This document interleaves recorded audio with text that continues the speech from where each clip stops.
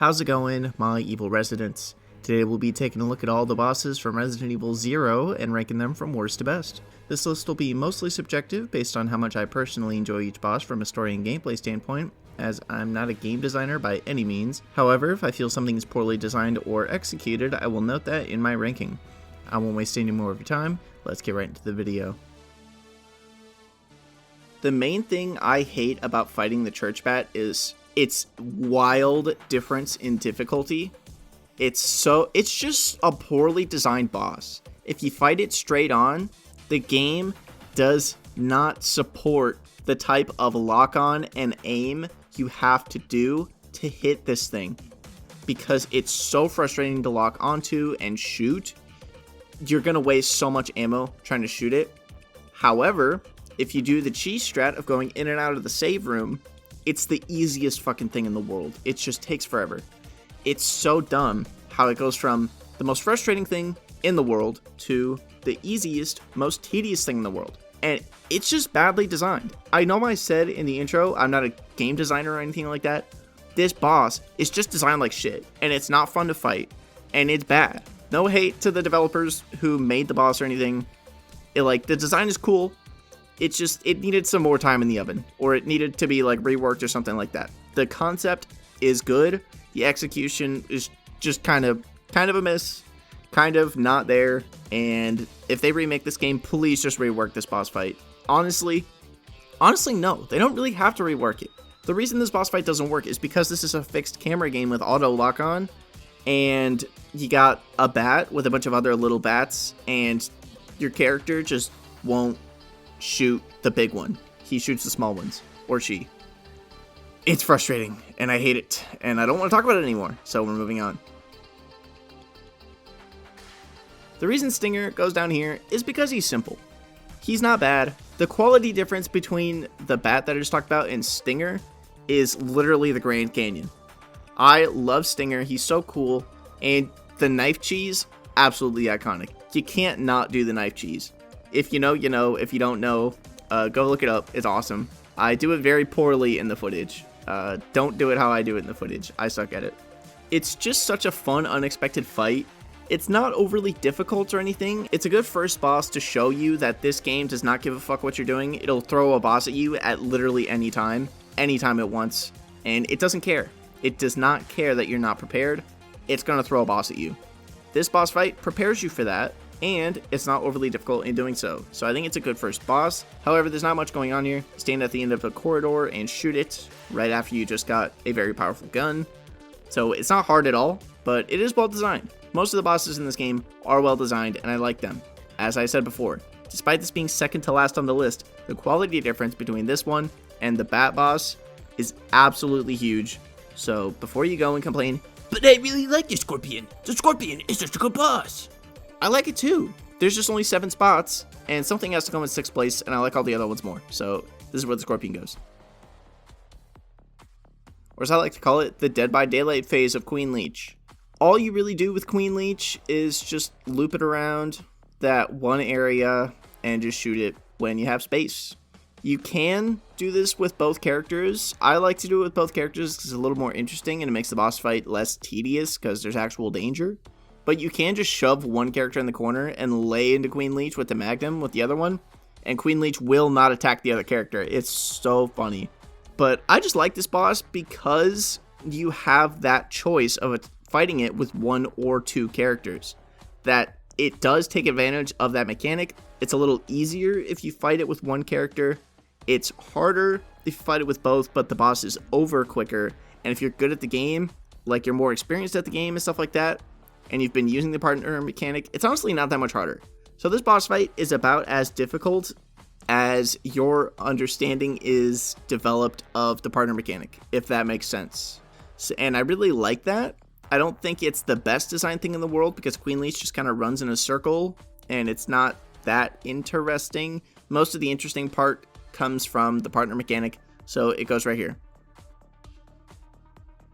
Next up is Proto Tyrant 2. This boss is the most surprising boss of all of them because I genuinely did not expect Proto Tyrant to come back my first time I played this and I nearly pissed my pants. I was like, oh no, I'm stuck down here as just Rebecca. I only have a shotgun. I'm absolutely boned. This is the most unexpected boss in any Resident Evil game. I'm not even kidding you. This is the most horrifying thing, especially since the tyrant in this game is actually strong and he actually has health and he will actually kick your ass. He is not a pushover in this game like it was in RE1. This guy will whoop you. And then he comes back and it's like, oh no. Oh man. The bosses in this game are good. I complain about this game a lot, but this game has some good ass bosses and it blindsides you all the time. It does add to the frustration a little bit, but I can't even be mad. I can't even be mad. They're all so good. Just like Proto Tyrant is just awesome. I love this boss fight because it just blindsides me. And every time I go replay it, I'm like, would this be easier if I brought both characters or one? And I usually just do it as Billy and I kind of cheese him with the corners. That's the best way I've found to do this boss. But it's just a good boss. I like this boss. It's awesome.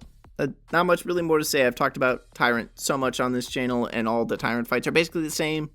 So yeah, this one's just really like surprising. So it goes here. By the way, you made it halfway through the video by now. I just wanted to remind you all to like and subscribe if you're enjoying so far, as I'm on my way to 10,000 subscribers and I would love to have you around. I also have a Discord and $1 channel memberships if you're interested and able to support directly. No pressure though. Anyways, back to the video. This one you have to fight him as Billy, which I'm fine with because you get to hear Rebecca say the funny "Ah, Billy" line over and over again, and it's the funniest shit ever. Ah, Billy, Billy, help! So good. Absolute cinema.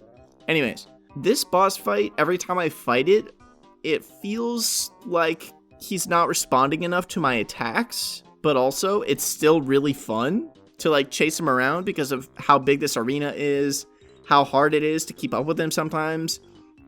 You don't really know where to shoot him, and I like the vagueness of it because it adds to the surprise element of it. Like, yeah, it's this big giant room. Yeah, there's gonna be a boss, but then it's a centipede, and you're like, what? How?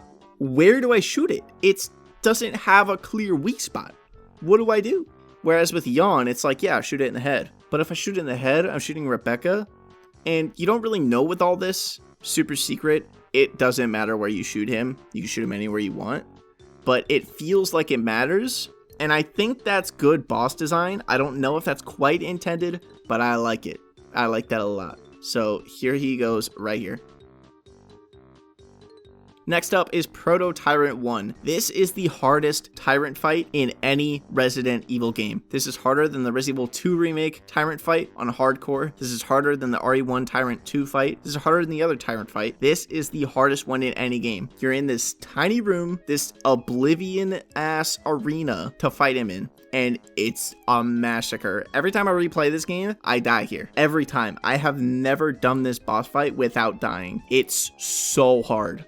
Like, it's almost a little too hard because it's another boss that is just thrown at you with no warning, and it's like, oh god. And especially since you just lost Billy, you might have lost one of your really powerful weapons because you weren't expecting Billy to freaking go sewer jumping, to go on a safari cruise halfway through the game. So it's like, okay, I'm missing my grenade launcher and I have this giant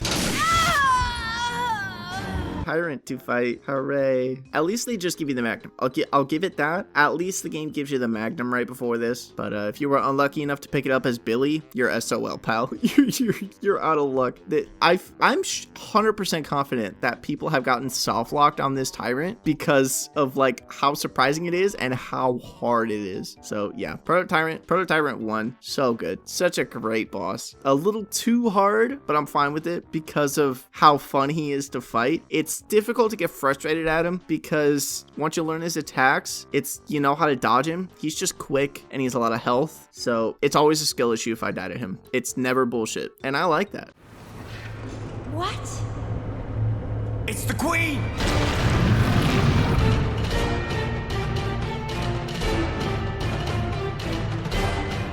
At first, I was gonna rank Queen Leech 2 lower. However, upon reflecting on it, I realized there is no other boss fight in a Resident Evil game like this one. This is the most Resident Evil 0 boss fight of all time. It's so awesome. You get to hold off Queen Leech as Billy. You know you can't defeat it without both characters doing what they gotta do. You get a section where you can control both characters. You get a section where you have to defend Rebecca and you just pull aggro. It doesn't require a ton of ammo, but also it still kind of does. It's just so fun, and it feels epic. It really feels like these two characters are like this close to actually dying, more so than any of the other self-destruct sequences in the game. And it's really down to how oppressive of a threat Queen Leech 2 is, because your guns don't defeat Queen Leech 2. The sun does. The power of the sun saves Rebecca and Billy, and it's just so cool. Like, it's an awesome fight. Yeah, the Magnum helps. I'm sure the guaranteed to give you a headache on Magnum does help, but it's literally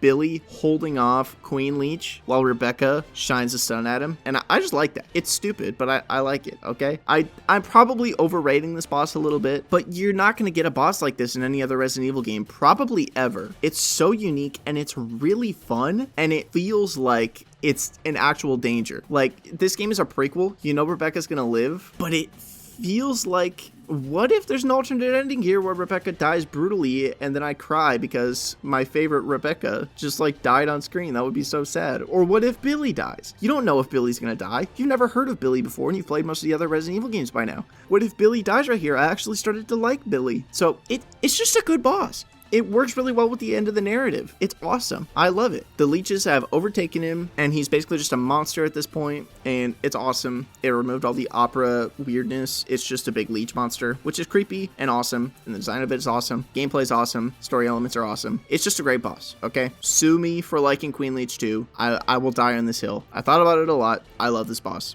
Queen Leech 2 #1, baby. All day, all night. Anyways, that's going to do it for this video. If you liked it, drop a like. If you disliked it, feel free to dislike it, but let me know why in the comments. As I mentioned, I'm on my way to 10,000 subscribers, so I would love to have you subscribe and stick around for the channel. I make lots of Resident Evil videos and some other spin-off videos here and there. I have channel memberships starting at just $1, as well as a Discord server if you want to join the community more directly. I do also have handmade pins on my Etsy page, linked in the description if you like any of the channel logos or something from the Plot Armor series. I got those down there for you. Special shout out to all of my harmless residents scrolling on the screen right now, but a very special shout out to my nefarious residents. One's One Up, the Epic Rager, Evil Resident, Daniel D, and Blaze MBZ. And a super extra, mega awesome special shout out to my malevolent residents, Donna Dracula TTV, Mark Maidens, Aircrom Cromer, and a Dark Trooper. And yeah, that's gonna do it for this video. Let me know which boss was your favorite or least favorite, and